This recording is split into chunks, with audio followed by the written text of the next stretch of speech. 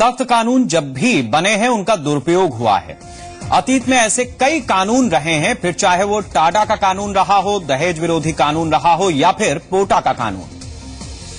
वक्त की जरूरत के हिसाब से ये तमाम कानून बने, लेकिन दुरुपयोग के बढ़ते मसलों के बाद इसमें कई कानून खत्म हो गए, तो कई कानूनों पर कोर्ट ने खास दिशा निर्देश देकर इनके दुरुपयोग को रोकने की कोशिश की। अब एक बार फिर एंटी रेप लॉ को लेकर सवाल उठने शुरू हो गए हैं। दिसंबर 2012 में निर्भया कांड के बाद बना यह कानून खासा सख्त है, लिहाजा इसके दुरुपयोग के मामले भी सामने आ रहे हैं। लेकिन इस दुरुपयोग पर दिल्ली की एक निचली अदालत ने सख्ती दिखाई है और आरोप लगाने वाली एक महिला पर केस चलाने का आदेश दिया है। रेप की झूठी शिकायत करने वालों की अब खैर नहीं। दिल्ली की एक अदालत ने एक झूठा मामला देखते हुए झूठा बयान देने वाली एक महिला पर केस चलाने का आदेश दिया है। इसके बाद अब यह उम्मीद जगने लगी है कि सख्त कानून की आड़ में अपना फायदा तलाशने वालों की हरकत पर लगाम लगेगी। रेप के झूठे मामलों पर कोर्ट की सख्ती, झूठी गवाही पर चलेगा केस। रेप जैसे संगीन जुर्म की झूठी गवाही देने वाली एक महिला पर दिल्ली की एक अदालत ने सख्ती करते हुए उस पर केस चलाने का आदेश दिया है। इस मामले में आरोपी को बरी करते हुए कोर्ट ने साफ कर दिया कि अगर झूठी शिकायत करने वाली महिला को छोड़ दिया गया तो कोर्ट की जिम्मेदारी पूरी नहीं होगी। मामला 2013 का है, जब पेशे से मॉडल महिला ने अपने जेठ पर आरोप लगाया था कि उसने साल 2012 में जयपुर के एक होटल में नशीली दवाएं देकर उसके साथ रेप किया है। इतना ही नहीं, 2 बार घर पर भी रेप करने का आरोप लगाया। ट्रायल के दौरान अपने बचाव में आरोपी ने खुद को बेगुनाह बताया और मॉडल पर झूठा केस दर्ज कराने का आरोप लगाया। आरोपी की दलील थी कि महिला उसके छोटे भाई को भी ब्लैकमेल करती थी, जिसके साथ उसने सिर्फ पैसे के लिए शादी की थी। इस मामले में अदालत ने इस बात को ध्यान में रखा कि कथित पीड़ित ने न तो इस घटना के बारे में अपने माँ बाप को बताया और न ही अपने पति को। अदालत ने कहा कि महिला का बर्ताव ये जाहिर करता है कि उसकी गवाही भरोसे लायक नहीं है। इसके बाद कोर्ट ने आरोपी को बरी करते हुए आरोप लगाने वाली महिला के खिलाफ केस चलाने का आदेश दिया। इतना ही नहीं, फैसले के दौरान मॉडल के ट्रायल के दौरान दिए गए बयान को ध्यान में रखा गया, जिसमें उसने पहले भी रेप की कई शिकायतें दर्ज कराने की बात कबूल की थी। इसी में से एक शिकायत साल 2010 में एक सीनियर सिटीजन के खिलाफ दर्ज हुई थी, जो कथित पीड़ित से 40 साल बड़ा था।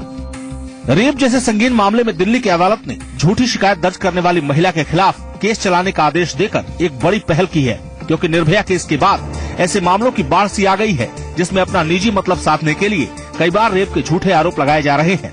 खुद दिल्ली महिला आयोग भी इस बात की तस्दीक कर चुका है कि निर्भया केस के बाद बने सख्त कानूनों का लोग बेजा इस्तेमाल कर रहे हैं। ऐसे में कोर्ट की नई पहल आने वाले दिनों में ऐसे लोगों के लिए एक सबक का काम करेगी, जो सख्त कानूनों को मतलब साधने का हथकंडा बना चुके हैं। ब्यूरो रिपोर्ट, जी मीडिया। दरअसल आंकड़े भी इस बात की तस्दीक कर रहे हैं कि निर्भया केस के बाद बने सख्त कानूनों के चलते झूठे मामलों की संख्या बढ़ गई है। आंकड़ों के मुताबिक 16 दिसंबर 2012 के बाद दिल्ली में रेप केस का निपटारा करने वाले ट्रायल कोर्ट में आरोपियों के दोषमुक्त होने के मामले बढ़े हैं। दोषमुक्त होने के मामले बढ़े हैं। साल 2012 में 46% आरोपी दोषमुक्त हुए, लेकिन 2013 के शुरुआती 8 महीनों में ही यह आंकड़ा बढ़कर 75% पर जा पहुंचा है। कानून के जानकार मानते हैं कि इतनी ज्यादा संख्या में आरोपियों का दोष मुक्त होना सीधे सीधे झूठे केस से जुड़ा मामला है। जानकार ये भी मानते हैं कि दोष मुक्त होने वाले 90% केसों में पीड़ित और आरोपी के बीच आपसी दुश्मनी जैसी कई बातें सामने आई। हैरानी की बात यह है कि जबरन वसूली, प्रॉपर्टी विवाद और विवाहेतर संबंध में भी निजी मतलब साधने की नियत से कई बार झूठे मामले दर्ज करा दिए गए। दिल्ली महिला आयोग ने हाल ही में रेप से जुड़े झूठे मामलों के आंकड़े जारी किए। इसके मुताबिक आयोग में दर्ज कुल मामलों में 53% मामले गलत पाए गए। ये आंकड़े अप्रैल 2013 से जुलाई 2014 के बीच के हैं।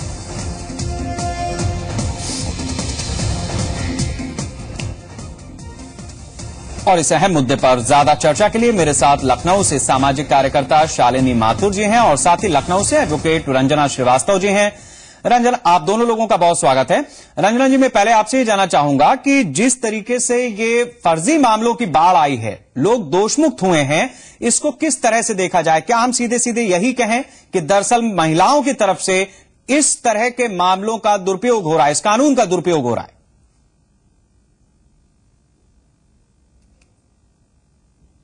शेखर जी, सबसे पहले मैं ये कहूंगी कि कोई भी नई चीज जब आती है या कोई नया कानून बनता है तो उसके दो पहलू होते हैं। कहीं उसके लिए बहुत फायदेमंद होता है, कुछ लोगों के लिए वह फायदे के तरफ ले जाता है और कुछ लोगों के लिए नुकसानदायक होता है। तो जो ये कानून है जो महिलाओं के लिए बनाया गया निर्भया कांड के बाद, तो ये कानून कहीं न कहीं महिलाओं के लिए बहुत ही एक तरह से बहुत अच्छा कानून था कि वह बाहर आके अपने उत्पीड़न को, अपने शोषण को बता सकती थी, कंप्लेन कर सकती थी और कंप्लेन के द्वारा वह उसके पूरी तरह से वो न्याय प्राप्त करने की हकदार बन सकती थी।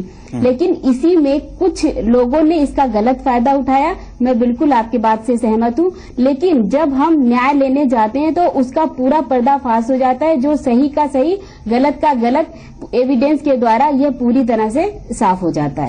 बिल्कुल, जैसा रंजना जी ने कहा कि जब नया कोई कानून आता है तो उसमें दोनों तरह की बातें आती है। बिल्कुल उसी तरीके से है जैसे कोई नया खिलौना किसी बच्चे को दिया जाए तो शुरुआत में वो बहुत खेलता है उससे, और उसके बाद जब पुराना पड़ने लगता है तो उससे मोह भंग हो जाता है। लेकिन कानून तो खिलौना है नहीं। शालिनी जी, मैं आपसे ये जानना चाहूंगा कि कानून खिलौना नहीं है। महिलाएं क्या कानून से खेल रही हैं? क्या उन्होंने दरअसल उस हथियार को या अपनी उस शालीनता को एक ऐसा हथियार दिला दिया है जिसकी वजह से पुरुषों पर तो बनी आई है? नहीं, देखिए इस चीज को इसको थोड़ी इसकी पूरी जटिलता में देखना होगा। जो एक्चुअल रेप के मामले हो रहे हैं, जैसे बदायूं की घटना हुई जहां लड़कियां टांग दी गई और टंगी हुई, आप लोगों ने 72 घंटे तक उनको दिखाया, उनको न्याय नहीं मिल पाया। तो रेप की घटनाएं वास्तव में जो हो रही हैं, बदायूं वाले में ऑनर किलिंग का मामला था, मैं सुधार दूं आपकी जानकारी। नहीं, देखिए चाहे ऑनर किलिंग हो तो फिर फादर को सजा होनी चाहिए थी। अगर ऑनर किलिंग है तो फादर को सजा होनी चाहिए थी। It is crime against women, ये महिलाओं के विरुद्ध क्राइम हुआ ना।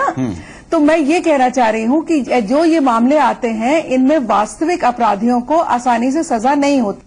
लेकिन जो आप बात कह रहे हैं, जो आज मुद्दा लाए हैं, इनमें मैं दो बातें कहना चाहूंगी। एक तो किसी का दोष मुक्त होना ये नहीं सिद्ध करता है कि क्राइम नहीं हुआ था, क्योंकि इंडिया में वैसे ही कन्विक्शन का रेट 2% है। लेकिन इस बात को माना जा सकता, कई रिपोर्ट्स आ रही हैं कि इस एक्ट में बहुत सारे ऐसे केसेस हैं जिनकी बाढ़ सी आ गई है। जैसा आपकी बात से खुद भी जाहिर हो रहा है, जब ये इसका मिसयूज होता है परस्पर रंजिश के लिए, तो आमतौर पर लड़कियां ना करके उनके परिवार और कई जातियां एक दूसरे से लड़ाई लड़ने के लिए, पॉलिटिकल पार्टीज एक दूसरे से लड़ाई लड़ने के लिए महिलाओं के अपमान को, महिलाओं के रेप को मुद्दा बना लेते हैं। तो यहाँ की औरतें अभी इतनी तेज और इतनी चालाक और इतनी शक्तिशाली नहीं हुई हैं कि आगे बढ़ के वो इतने सारे केसेस अपने ऊपर ठीक है।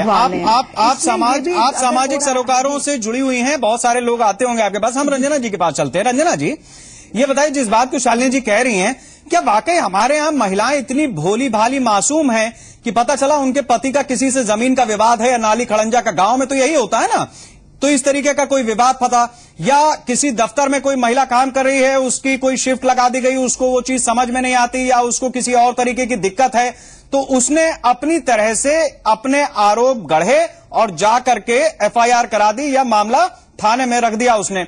अब सवाल यह है कि जैसा शालिनी जी कह रही हैं कि कई बार महिलाओं को यह पता ही नहीं होता कि वो दरअसल क्या कर रही हैं। क्या हम इतना सीधा माने महिलाओं को?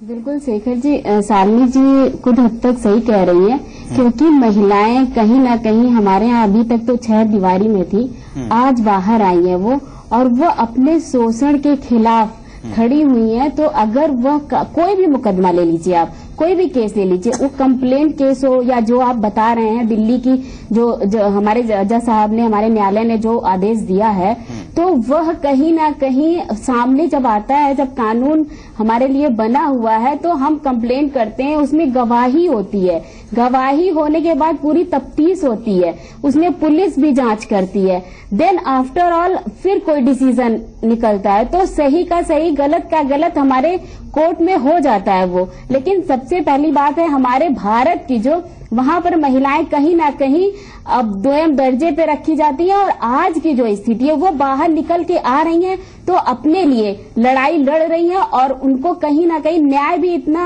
सस्ता तो है नहीं, उसके लिए काफी जद्दोजहद करनी पड़ती है, काफी टाइम लगता है। इसको कितना जायज माना जाए कि आपने एलिगेशन लगा दिया किसी पर कि फला आदमी ने हमारे साथ रेप किया या अटेम्प्ट टू रेप किया, अब वो तो गया 6-8 महीने के लिए, उसकी इज्जत पर जो बट्टा लगा वो भी अपनी जगह पे।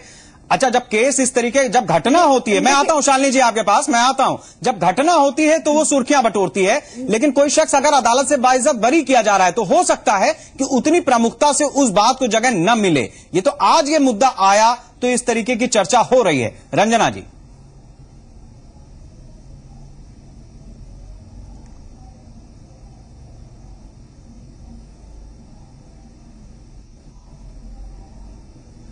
हमारी आवाज नहीं पहुंच रही। शालिनी जी, यही सवाल मेरा आपसे। जी हाँ, मैं ये कहना चाह रही हूँ, मैं ये नहीं कह रही थी कि भोली हैं। हाँ। मैं ये कह रही हूँ जो आपने बात कही, जब कभी परिवारों में जैसे 2 कास्ट में रंजिश है, 2 परिवारों में रंजिश है, 2 पॉलिटिकल पार्टीज में रंजिश है, तो आपने देखा होगा कि इसको मुद्दा बताने के कि इस जगह भट्टा परसौल में महिलाओं के प्रति रेप हुआ, फलाने में ये हुआ, इस कम्युनिटी ने उस कम्युनिटी को, तो ऐसे वाले जो केसेस जो मास लेवल पे होते हैं उसमें औरतें पहल नहीं करती हैं। ये कहना कि महिलाओं ने औरतों को अपनी उंगलियों पर नचा रखा है, ये हम लोगों का बहुत बड़ा भ्रम होगा। जहां तक आप उसकी बात कह रहे हैं कि एक ऑफिस के काम में, उसमें भी मैं आपको बताऊं जो कार्यस्थल पर यौन शोषण के खिलाफ रूल बना हुआ है, उसमें भी अभी तक आप देखेंगे इतनी अधिक घटनाएं होती हैं, लेकिन शायद ही कभी किसी को सजा हो। मैं खुद 26 ऐसी कमिटीज की सदस्य हूं और मैंने किसी को सजा होते देखी नहीं है। उसमें भी ये प्रोविजन है कि अगर महिला ने दुर्भावना से कोई चीज झूठी की है तो उसके खिलाफ कार्रवाई की जाएगी। लेकिन जब ये बात कि कोई चीज सिद्ध नहीं हुई, बड़े से बड़े मर्डर के आरोपी छूट जाते हैं, तो कोर्ट में किसी चीज को सिद्ध करने के लिए तो लाखों रुपए चाहिए। उतना महंगा आज का कानून है, बहुत आसानी से महिला की पहुंच कानून तक नहीं है। इस तरीके की घटनाओं में महिलाओं के प्रति रेप हुआ है, इसको यूज कर रहे हैं अगर उनके परिवारों के पुरुष, और महिलाओं को अपना एक खिलौना बना के दूसरे पुरुषों को उत्पीड़ित करने की कोशिश कर रहे हैं। तो ये बहुत दुखद बात है, ये कोई बहुत अच्छी बात नहीं है। चलिए, हम चर्चा कर रहे हैं आज दिल्ली की एक निचली अदालत से जो फैसला आया है, जिसमें एंटी रेप लॉ का जिस तरह से एक महिला ने दुरुपयोग किया, उसके बाद अदालत ने कहा कि उस महिला को सजा होनी चाहिए, उसने कानून का दुरुपयोग किया। इस पर चर्चा के लिए हमारे साथ लखनऊ से सामाजिक कार्यकर्ता शालिनी माथुर जी हैं, लखनऊ से एडवोकेट रंजना श्रीवास्तव जी हैं। एक बार फिर से आप दोनों लोगों का बहुत स्वागत है। रंजना जी, पहले दहेज उत्पीड़न कानून आया, उसमें भी हमने देखा कि बहुत सारे मामले जो है झूठे थे, फिर उस कानून का इतना दुरुपयोग हुआ कि जो असल उसकी जो तत्व था वो खत्म हो गया। अब ये जो कानून बनाया गया महिलाओं की सुरक्षा के लिए, उनकी हिफाजत के लिए, वो जो कवच दिया गया एक तरह से, उसमें भी हम देख रहे हैं कि अब स्थितियां ऐसी बनने लगी हैं जिसमें उसका जो तत्व है वो नष्ट किया जा रहा है। तो क्या इसके लिए भी पुरुष ही जिम्मेदार हैं?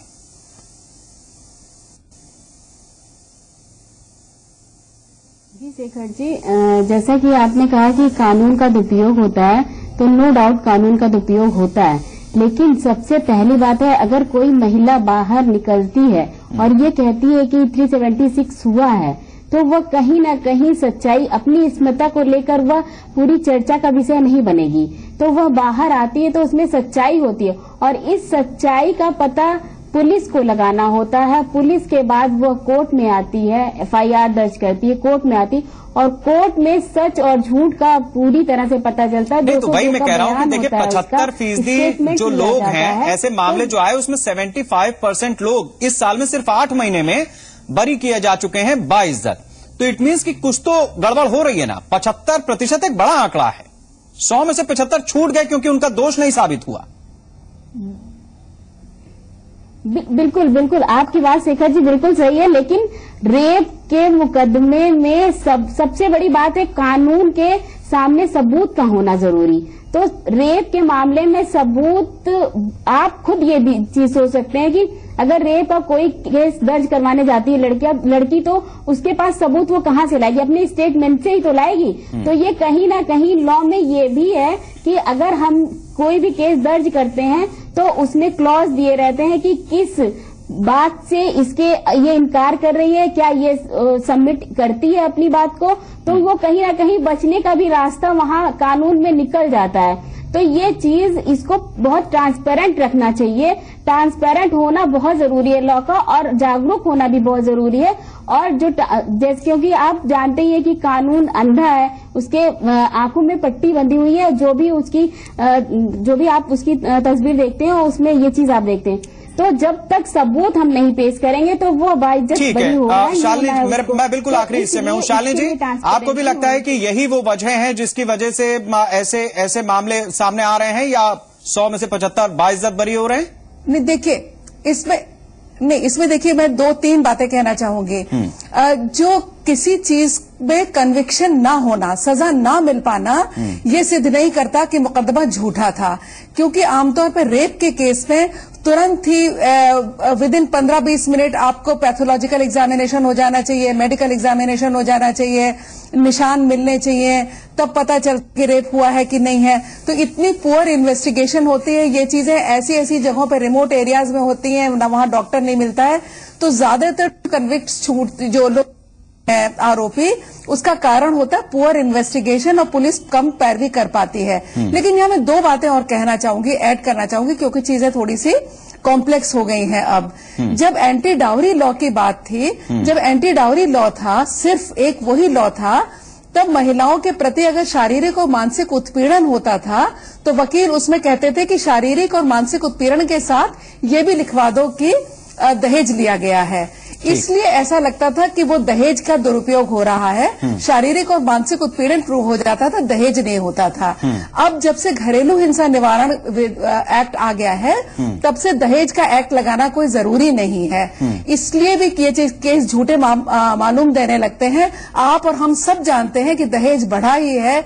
जाने कितनी लड़कियां आज भी दहेज के कारण जला दी जाती हैं या जल के मर जाती हैं। और तीसरी बात जो रेप लॉ की आपने कही, इसमें क्या है कि ये जो नया लॉ महिलाओं को इन चीजों के लिए, मतलब महिलाओं का वर्क पार्टिसिपेशन बढ़े, वो लड़कों के साथ कंधों से कंधा मिला के काम कर सके, इसलिए ये लॉ लाया गया है। हाँ। इसका दुरुपयोग उसी तरीके से पार्टी पॉलिटिक्स के चक्कर में हो रहा हो तो हो, लेकिन आमतौर पे जिनके प्रति वास्तव में रेप हुआ है उनको न्याय मिलना नेक्स्ट टू इम्पॉसिबल है आज भी, क्योंकि तुरंत पैथोलॉजिकल एग्जामिनेशन। चलिए, बहुत शुक्रिया शालिनी जी हमारे साथ जुड़ने के लिए। रंजना जी, आपका भी बहुत बहुत शुक्रिया। मेरे पास आज वक्त इतना ही है, इसमें कोई दो राय नहीं है कि जिस तरीके की स्थितियां समाज में बनी हुई हैं, उसमें किसी भी चीज को बिल्कुल सत्य तो नहीं कहा जा सकता, ना उसको खूंटे से बांधा जा सकता है। ये सच है कि कानून का दुरुपयोग भी हो रहा है और कानून का एक खौफ भी पैदा हुआ है।